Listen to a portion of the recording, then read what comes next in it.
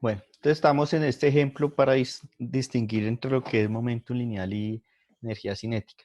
Entonces, supongamos con ese mismo ejemplo, pero de manera distinta para pensarlo, supongamos que precisamente usted tiene, lo que les decía, usted tiene precisamente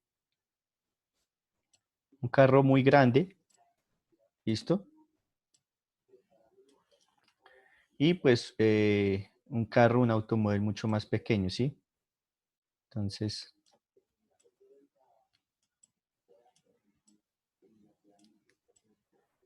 supongamos que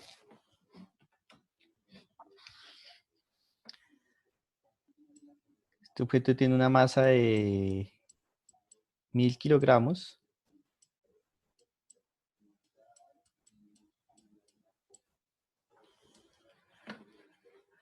Listo, y la masa de este objeto es de 100 kilogramos. Es decir, que este tiene una masa 10 veces más grande que este objeto. Listo. Entonces, aquí va a haber un tercer objeto, ¿sí? Digamos, puede ser otro carro, ¿sí? Y se va a producir un choque. Entonces, va a producir un choque justamente del carro grande con este objeto y después del carro pequeño con este objeto. Entonces, supongamos que cuando tengo ese choque, ¿sí? El tiempo, bueno, digamos, este objeto es de 1000 kilogramos, 100 kilogramos. La velocidad de este objeto,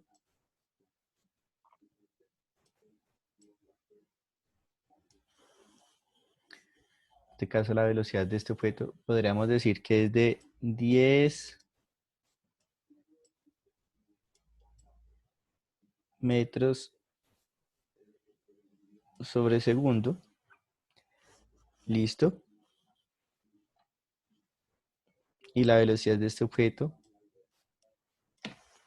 entonces para tenerlo en cuenta,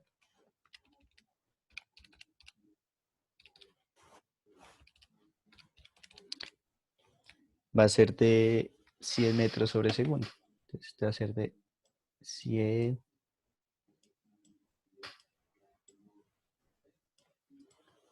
metros sobre segundo. Listo. Entonces, con estos datos yo estoy interesado en calcular, por ejemplo, el impulso y la energía cinética. Entonces, quiero calcular el impulso. Simplemente voy a tener que multiplicar la masa por la velocidad final menos la masa por la velocidad inicial. ¿Listo? Entonces, voy a suponer que estos carritos, esta es la velocidad final y que ellos arrancaron en el reposo. ¿Listo? Entonces, este término va a ser cero porque estoy diciendo que la velocidad inicial de los dos objetos hizo que los objetos arrancaran desde el reposo. Entonces, ¿esto cuánto me va a dar?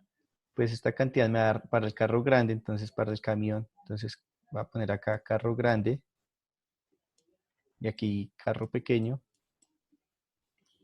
Para el carro grande, usted simplemente va a tener que multiplicar la masa por su velocidad. Entonces, la masa va a ser 1000 kilogramos por la velocidad, que la velocidad decimos que es de 10 metros sobre segundo. Es decir, que por cada 10 metros, por cada segundo, el camión está avanzando 10 metros. Entonces, por 10 metros sobre segundo. Entonces, cuando usted vaya a hacer esa multiplicación, pues justamente eso le va a dar 10.000. ¿Listo? Entonces, esto le va a dar simplemente 10.000. Entonces, 10.000 kilogramos por metro sobre segundo. ¿Listo? Ahora, si usted tiene el carro pequeño, aplico lo mismo. Entonces, masa por velocidad y velocidad final. Entonces, aquí va a tener la masa por la velocidad. Entonces, la masa de este objeto es de 100 kilogramos. Es decir, que este es de 100 kilogramos.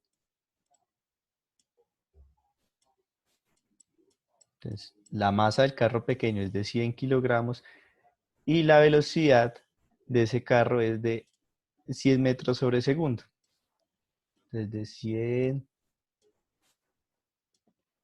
metros sobre segundo.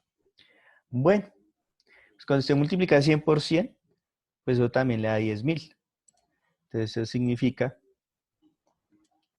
que el impulso, que es precisamente el cambio de momento en lineal, ¿sí? Pues el impulso fue el mismo. ¿Listo? Precisamente porque podemos tener una fuerza que puede estar actuando en más tiempo o una fuerza muy grande que actúa en un tiempo muy pequeño o una fuerza muy pequeña que actúa en un tiempo muy grande. Entonces, en este caso, vamos a tener el mismo impulso. ¿Listo? Pero ¿qué pasa con la energía cinética? Usted tiene la energía cinética del carro grande, pues ella va a ser un medio de la masa por la velocidad al cuadrado. Entonces, en este caso va a ser velocidad al cuadrado. La voy a poner ahí en paréntesis. Esto va a ser un medio de la masa. La masa del camión grandote es de 1000 kilogramos. Entonces ya sabemos que es de 1000 kilogramos. ¿Listo? Y la velocidad pues va a ser 10 metros sobre segundo al cuadrado. ¿Listo? Entonces cuando usted hace esa operación, entonces toma un medio de 1000, es decir, 1000 dividido 2, eso le va a dar 500. Y 10 al cuadrado es 10 por 10, eso le va a dar 100. Y 100 por 500, pues eso les va a dar 50.000. ¿Listo? Entonces esto les va a dar 50.000.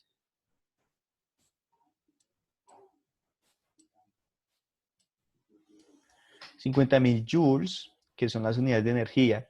Pero recuerden que un joule simplemente va a ser un newton por un metro. ¿Listo? Es que en pocas palabras necesito 50.000 newton para mover un metro ese objeto. ¿Listo?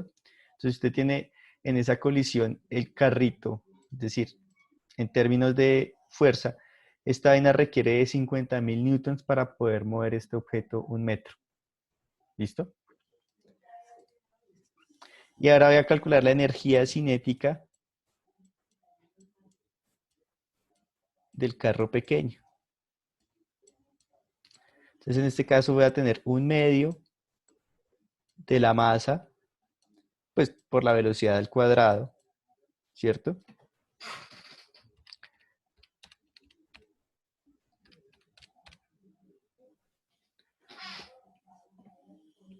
Entonces aquí va a tener un medio,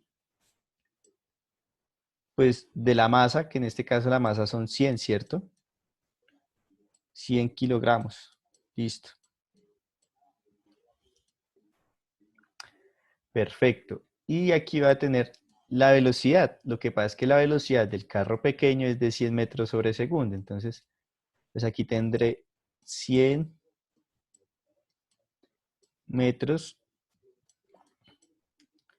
sobre segundo al cuadrado. Entonces, vamos a hacer 100 por un medio, eso me da 50, listo. Y 100 al cuadrado me da 10.000. Y 10.000 por 50 me da 500.000. Hijo de madre.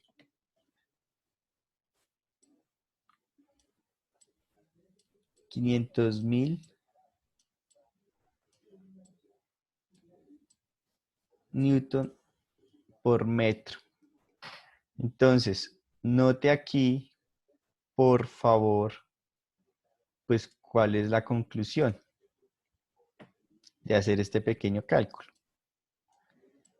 El carro grande invirtió 50.000 newton de fuerza para poder mover ese objeto un metro. ¿Listo? Es decir, que en el momento que usted lo choca esa vaina trae consigo 50.000 newton. Pero cuando viene el carro pequeño, que viene a una velocidad tremenda, ¿sí?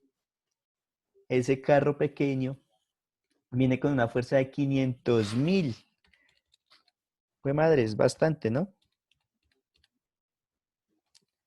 O sea, si usted se da cuenta, esta cantidad es 10 veces mayor, 10 veces mayor, ¿listo? 500.000 es 10 veces 50.000, ¿cierto? Si usted tiene 10 billetes de 50.000, tiene 500.000. Entonces, usted en el carro pequeño, aun cuando tenga menos masa, pero tenga mayor energía cinética, pues de alguna manera tener mayor energía cinética es más peligroso que tener más masa, ¿sí? Y eso se explica por este ejemplo. Conclusión, usted tiene un objeto con mucha más masa, porque este objeto fue 10 veces más grande en masa, ¿listo? Llegamos a la conclusión de que el impulso es el mismo, es decir, que el cambio de movimiento de los dos objetos fue igual, ¿listo?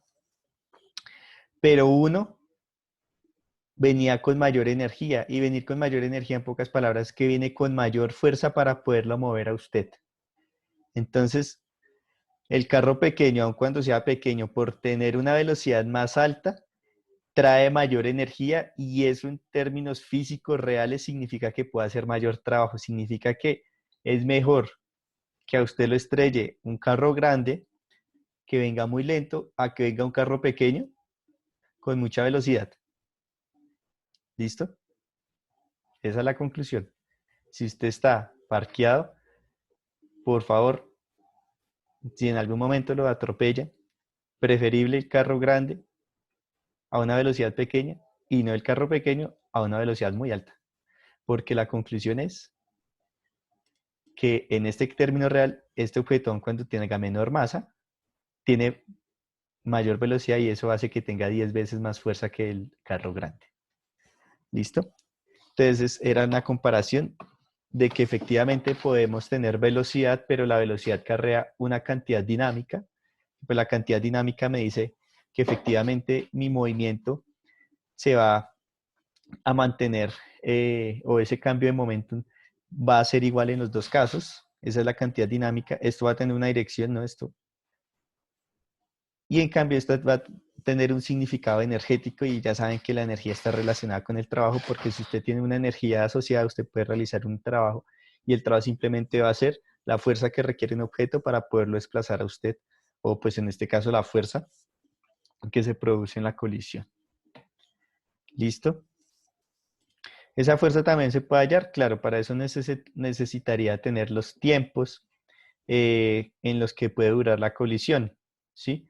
Porque pues ya tengo el cambio de momento, pero nosotros ya sabemos que el impulso va a ser la fuerza sobre el tiempo. Entonces, ahí podríamos tener también la información suficiente para poder hallar el tiempo, ¿sí? Porque pues ya sabemos que fuerza es igual, fuerza por el cambio de tiempo simplemente va a ser igual, en este caso a masa por la velocidad. Y la fuerza ya la tengo también, porque aun cuando no parezca, si sé que el objeto se desplaza, por ejemplo, 1 metro, yo ya sé que aquí utilicé una fuerza de 50.000 newton, y aquí una fuerza de 500.000 newton para mover ese objeto 1 metro. ¿Listo? Entonces ahí podría hallar el delta T, ¿sí? Que pues en un caso simplemente sería coger 10.000 y dividirlo entre 50.000, ¿sí? Entonces 10.000 dividido entre 50.000, eso me va a dar 1/5 de segundo, es decir, 0.2 segundos.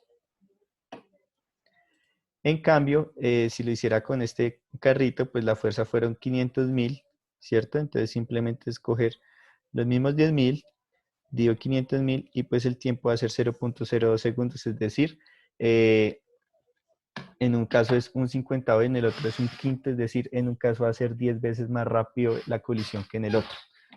Entonces, esto acarrea no solamente una velocidad muy alta, sino también un tiempo de colisión mucho más rápido que este. ¿Listo?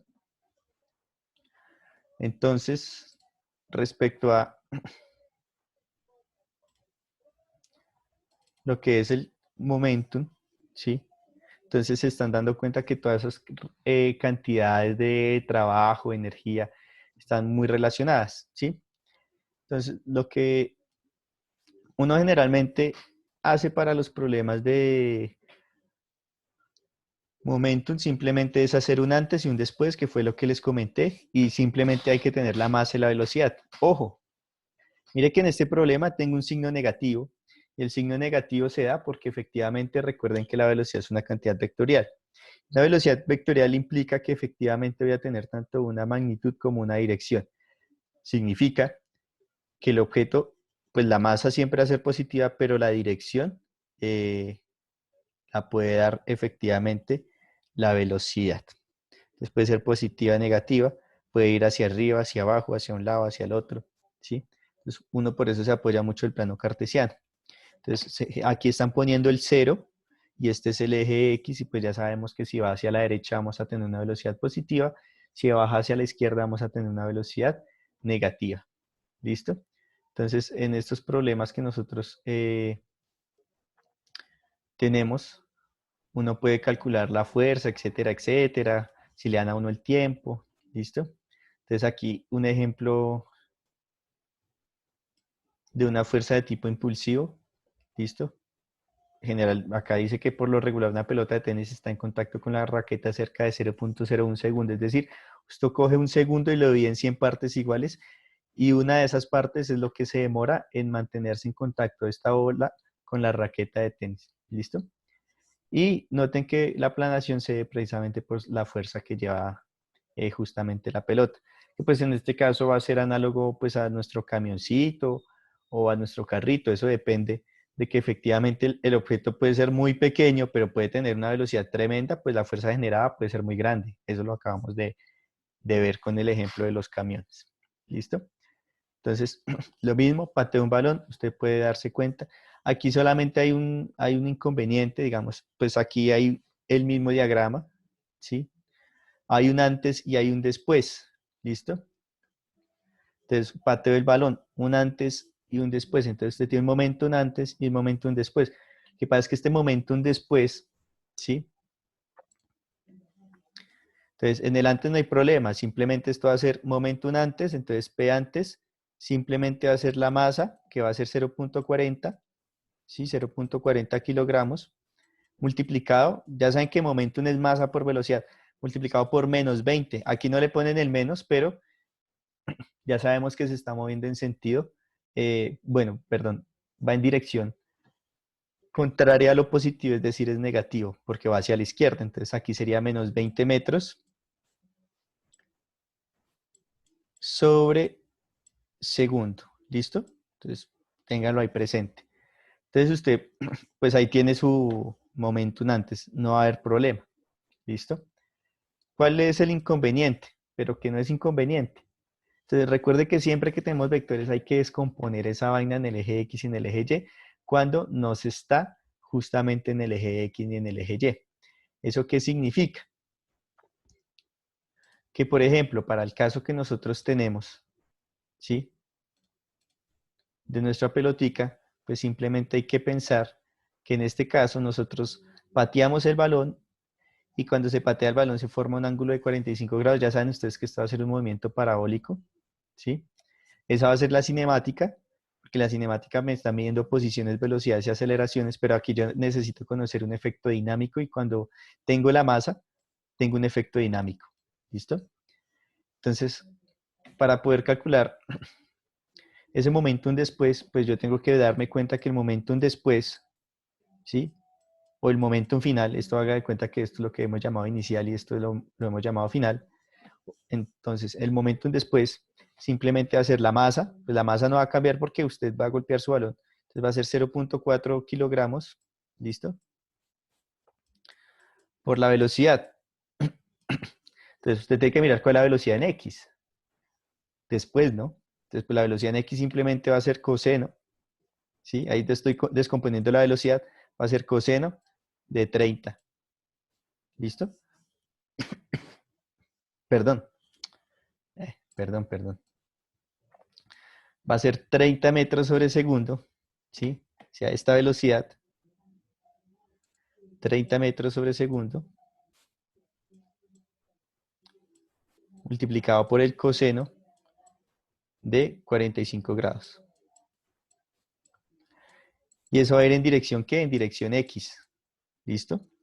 Pero por otro lado, debo hacer lo mismo, pero para la dirección Y. Y para hacer lo mismo para la dirección Y, porque en este caso, la velocidad con la que viaja el objeto va a estar tanto en X como en Y porque viaja en diagonal. Y si viaja en diagonal significa que no está en ninguno de los dos ejes. Y precisamente quiero posicionar ese vector en el eje X y en el eje Y. Entonces aquí en el eje X fue con coseno en este caso, y para el eje Y simplemente va a ser con el seno de 45 grados. ¿Listo? Perfecto, entonces ahí vamos a tener esa relación. Entonces, igualmente, ustedes lo pueden ver con más detalle justamente en estos ejemplos que se encuentran ahí en los apuntes de clase. ¿Sí? Entonces, disculpen un segundo. Entonces, justamente si quiero calcular en X, entonces, pues aquí está la velocidad en X negativa, menos 20, ¿sí? En Y la inicial es 0, ¿no? Porque este objeto en el escenario antes se está moviendo solo en X. Entonces, pues como en Y es 0, pues no va a haber momentum en Y. Pero después sí. Entonces, velocidad 2 en X y velocidad 2 en Y, pues va a ser 30 por seno y 30 por coseno de 45. Lo que pasa es que acá le están diciendo es que el coseno de 45 y el seno de 45 es un ángulo especial porque en ese caso son iguales y vale 0.707. ¿Listo? Y ya con eso uno puede calcular precisamente el impulso, la fuerza, mire, si usted conoce el tiempo puede calcular la fuerza. Entonces generalmente en ese problemita uno debería tener algún tiempo, mire, calcule el impulso de la fuerza neta y la fuerza neta media suponiendo que el choque dura 0.010 segundos. Entonces justamente ahí está la manera para poder calcular. Entonces el impulso y la fuerza. Entonces, generalmente uno calcula primero la diferencia. Sí, mire, momentum final, menos momentum inicial, momentum después, menos momentum antes, siempre va a ser una resta. ¿Listo? Bueno. Entonces, justamente aquí en este tema acá, que es la conservación de momento lineal, ya lo expliqué en pocas palabras, simplemente me estoy diciendo que lo que es antes es igual a lo que sucede después, y eso solamente se da cuando la suma de las fuerzas externas es igual a cero. Entonces, por eso aquí tengo esta premisa, ¿sí? Entonces simplemente vamos a decir que si la suma de todas las fuerzas externas del sistema, es decir, del objeto, tengo muchas fuerzas, 10 fuerzas. Y entonces, por ejemplo, la única manera para que 10 fuerzas me den como una suma cero, significa que debo tener fuerzas que se cancelen por doquier. Entonces, puedo tener 10 fuerzas que hacen que las fuerzas sobre ese sistema sea cero. Póngase usted a pensar en lo siguiente, porque usted no tiene cambio de momentum lineal cuando usted tiene un objeto y se está moviendo horizontalmente. Entonces habíamos dibujado la normal, ¿sí? Entonces teníamos la normal y teníamos el peso, ¿sí? Que era masa por gravedad. Lo que pasa es que esta normal y el peso son la misma fuerza, pero en sentido contrario. Y entonces lo que vamos a tener simplemente es una fuerza que, por ejemplo, a manera de ejemplo, si esta vale 10 newton, pues esta va a valer menos 10 newton. Entonces, pues sobre el sistema hay fuerzas, ¿cierto? Hay dos fuerzas, pero cuando usted la suma, ¿eso cuánto le va a dar? Le va a dar cero. Entonces usted espera que no haya cambio de momentum en el eje Y porque en este caso sus fuerzas van a ser cero. ¿Sí? Es decir, que si el objeto se estuviera moviendo en Y, hay dos formas de moverse, o que está quieto, que es lo que está sucediendo, o que si se mueve, la velocidad sea constante. ¿Listo? Es decir, la velocidad se mantenga siempre igual. Y entonces esto da a pensar, por ejemplo, de que el reposo y moverse a velocidad constante simplemente son sinónimos en física. Usted en este momento está sentado, está acostado, etcétera, etcétera, está en reposo. Usted no se está moviendo. Cuando usted duerme, usted no se mueve, pero el planeta Tierra sí se está moviendo alrededor del Sol y usted no siente ese movimiento y no lo siente porque el planeta Tierra se está moviendo a velocidad constante. Si el planeta Tierra no se moviera a velocidad constante, significa que está cambiando su momentum. ¿Listo? Y para que cambie ese momentum debe actuar una fuerza. Y si actúa una fuerza, significa que va a haber una aceleración. Y es igual de sencillo a que cuando usted va en el Transmilenio, si el man le mete freno al Transmilenio, usted se va en la dirección en la cual se venía moviendo, pero usted se va hacia adelante. Lo mismo sucede acá. Si el planeta Tierra en un momento llegara a poner el freno, nosotros nos vamos con la velocidad del planeta Tierra, que es bastante grande. ¿Listo? O sea, saldríamos disparados como una bala. Entonces, para tener en cuenta que pues todo esto describe no solamente pues estos problemas, yo cuando estudiaba física pensaba, pero pues esto no, entonces personas que ejercen una fuerza sobre el otro, pues no le veía mucho sentido, pero el problema es que todo esto se aplica a planetas, a partículas, es decir, se aplica a lo más grande y a lo más pequeño, y la naturaleza está en función de lo más grande y de lo más pequeño, es decir, que está escrita por planetas, por el sistema solar, por la Tierra, por las estrellas, y también lo más pequeño, y lo más pequeño son todas las partículas, que son todos los átomos, y todos esos se rigen bajo las leyes físicas. ¿Listo? Bueno, entonces, aquí hay algo de conservación de momento lineal. El día de mañana les voy a mostrar un ejemplo. Tengo un programita pues para mirar efectivamente cuál va a ser esa conservación de momento. Entonces se los muestro el día de mañana, ¿sí? Aquí hay ejemplos de un rifle con una bala, etcétera, etcétera, ¿sí? Esto lo vamos a ver un poco mañana más con calma, cuando tenemos choques. Entonces, precisamente conservación de momento lineal y choques. Entonces vamos a tener que distinguir dos tipos de choques, que son choque elástico y un choque inelástico. Entonces, en un choque elástico se conserva el momento lineal y se conserva la energía cinética. En un choque inelástico se conserva el momento lineal, pero no se conserva la energía cinética. ¿Qué significa que no se conserve la energía cinética? Una cosa es hablar de conservación de la energía total se conserva, pero la energía cinética no se conserva. En un choque elástico, la energía cinética, sí, sí se va a conservar en un choque de tipo elástico, y en un choque de tipo inelástico no se va a conservar. Es importante lo que le estoy diciendo, ¿sí? Porque justamente en un caso voy a tener un choque elástico. Entonces un choque elástico, haga de cuenta que tengo un objeto A y un objeto B, y después esa energía cinética se convierte, aquí digamos tengo un sistema con resortes, entonces pues en este caso los resortes van a almacenar toda esa energía cinética en términos de energía potencial elástica, lo cual va a permitir que los objetos después se devuelvan y después se transforme otra vez todo en energía cinética. Entonces la energía cinética antes del choque, entonces la energía cinética antes del choque va a ser igual a la energía cinética después del choque. Es decir, que si este objeto venía con una energía cinética de 10 joules, es decir, de 10 newton por metro, pues cuando se devuelva va a ser exactamente la misma. ¿Listo? Ahora, posiblemente si yo tengo que sumar la energía cinética de los dos objetos, entonces la energía cinética de estos dos, por ejemplo, me puede dar 50 newton por metro, es decir, 50 joules. Entonces yo podría decir, en pocas palabras, lo siguiente. Supongamos que este tiene una energía de 30 joules y este tiene una energía de 20 joules. Entonces la energía cinética, recuerden que la energía cinética no le importa la velocidad, la dirección, porque es un medio de la masa por la velocidad al cuadrado, y cuando usted tiene un signo negativo y lo eleva al cuadrado, pues eso se convierte en positivo. ¿Listo? Ahora, por otro lado,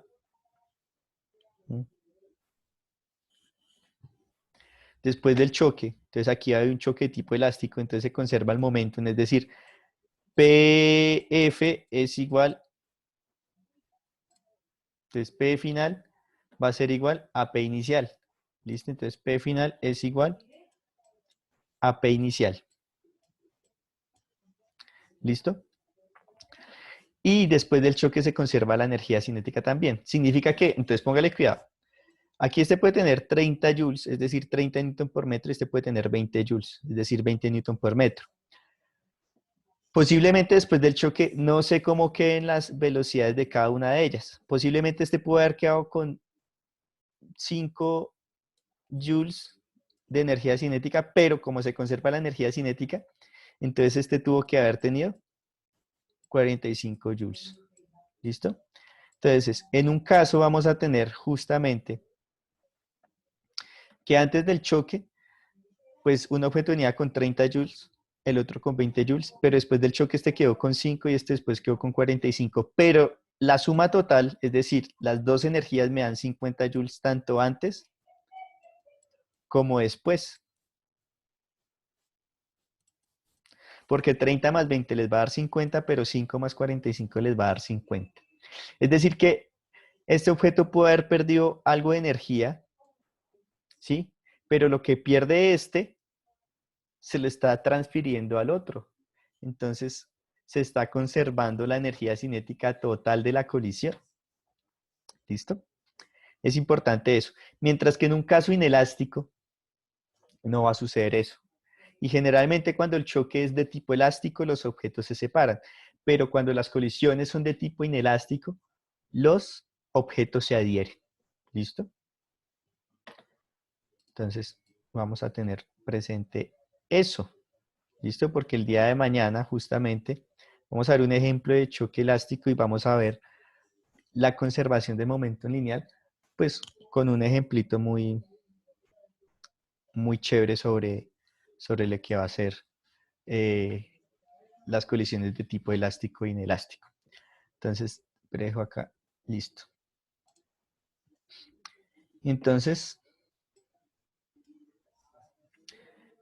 hay choques elásticos. Entonces, aquí por eso le dicen, recuerde esta regla, es importante. Entonces, en todo choque en el que se puede ignorar las fuerzas externas. ¿Por qué necesitamos ignorar las fuerzas externas? Porque cuando usted ignora las fuerzas externas o las fuerzas externas son iguales a cero, vamos a tener o vamos a poder aplicar la conservación de momento lineal. Entonces, por eso dice, en todo choque en el que se pueden ignorar las fuerzas externas, el momento lineal se conserva. Y el momento lineal total es el mismo antes y después. Entonces, la energía cinética total solo es igual antes y después si el choque es elástico. Ahora, si el choque es inelástico, ¿sí? Entonces podemos tener situaciones en donde el cuerpo quede adherido. ¿Listo? Entonces, aquí hay un ejemplo de colisión inelástica. ¿Listo? Entonces, aquí teníamos simplemente resortes. Entonces, cuando usted tiene resortes, ¡pam!, choca y se devuelven. Pero cuando usted tiene en vez de resortes velcro, ¿sí? El velcro es justamente ese material que nos permite adherir. Pues cuando el choque es inelástico, pues el objeto o los objetos presentes quedan adheridos. ¿Listo? Es como que usted estuviera jugando billar, entonces en el billar hay choques elásticos, pero si usted le pusiera una bola de billar plastilina y tacara, posiblemente va a quedar adherida por efecto de la plastilina y entonces sería un choque de tipo inelástico.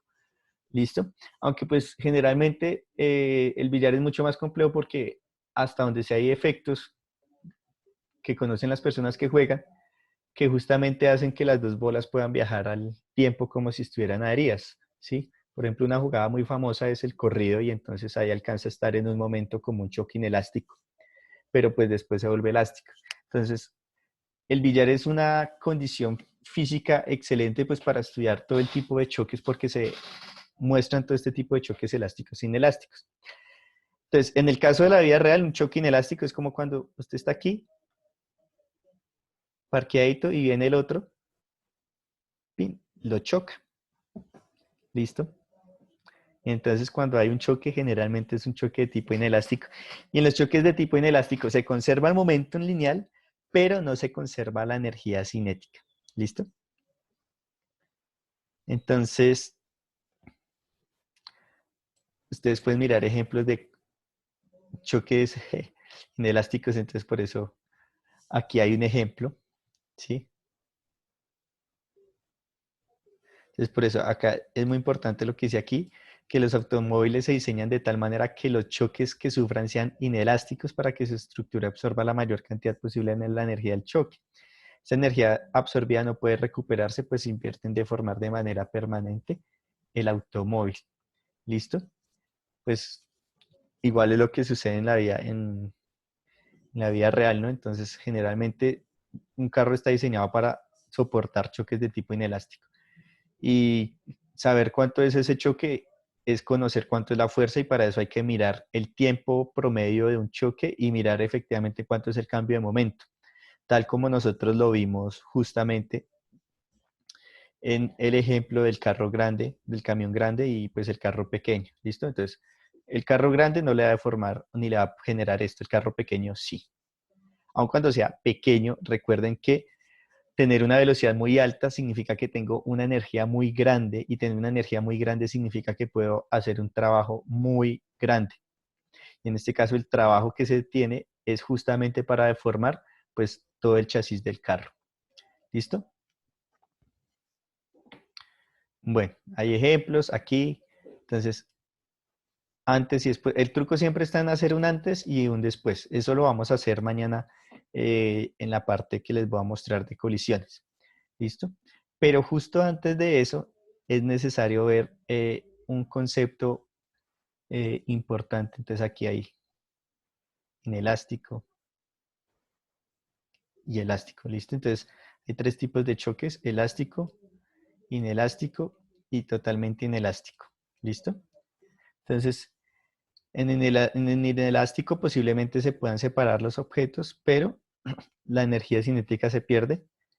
Y en el totalmente inelástico, los cuerpos no van a perder parte de su energía cinética, pero van a quedar completamente adheridos. ¿Listo? Entonces, en el inelástico se pierde energía cinética, solo que en un caso pueden rebotar y en el otro caso, pues sí van a quedar totalmente adheridos. ¿Listo? En la parte de la energía cinética se pierde es justamente lo que pasa, vuelve y juega en el billar, porque en principio sería elástico, pero si usted deja que pase el tiempo y la evolución del sistema, pues las bolas tarde o temprano se frenan. Se frenan por dos cosas. Primero, porque en parte de su colisión se perdió energía cinética, es decir, que la velocidad va a disminuir, pero segundo, también porque hay una fuerza de tipo no conservativo y esa fuerza de tipo no conservativo es la fricción, que es justamente la fricción que se genera entre el paño y la bola de billar. ¿Listo? Entonces, choques elásticos, etcétera, etcétera. Bastante choques. ¿Listo? Los choques son muy importantes en muchos procesos físicos, sobre todo pues en física de partículas. Pues la física de partículas describe cómo son las partículas que conforman un átomo. ¿Sí? Justamente estos choques permitieron conocer en 1900 que bombardeando núcleos de algunos átomos en especial, esos átomos al momento de ser desprendidos sus electrones del núcleo de los átomos liberaban mucha energía y efectivamente esa energía es muy aprovechada en sistemas o en países que son muy industrializados y justamente son las centrales nucleares de energía y toda la física que está puesta a disposición de la humanidad está justamente, por ejemplo, en esto tan sencillo que es conocer cómo colisionan dos objetos, porque pues sí, esto puede ser un carro, puede ser un planeta, pero puede ser también partículas, ¿listo? Entonces va a ser muy importante mirar cuál es efectivamente la conservación que se tiene ahí. Liberar, o sea, un problema fundamental, si se han dado cuenta, no solamente de la física, sino de la humanidad, es la energía. ¿Listo? Entonces, es muy importante todo este cuento de la energía. Entonces, este es para terminar la clase de hoy, introducir este concepto de centro de masa. Entonces, pues nosotros habíamos visto en clases anteriores que nosotros siempre íbamos a identificar nuestros objetos simplemente como un objeto, un plano cartesiano y podíamos dibujar